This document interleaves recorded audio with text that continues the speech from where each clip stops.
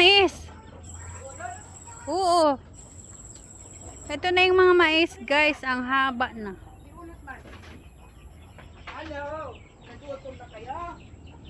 Nag-shopping ako. Masyado kayo. Hala ay, may aso man doon sa dulo. Hindi yan. Ayun oh. Tingnan mo sa yung gabi ko sana. Matabang na. Oo nga, ayun oh.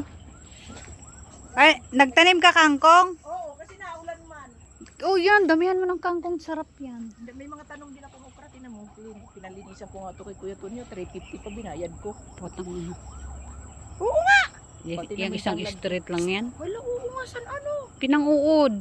Ayun oh. Ano kaya yan? Wala silang ma-harvest pag ganito. In-sprayan man nila yan. Baka tagpisti talaga ngayon. Tingnan mo yung papaya. Ito yung sanho. Hukayin pa nga sana natin yung ano, oh. Oh, ang laki. Wala.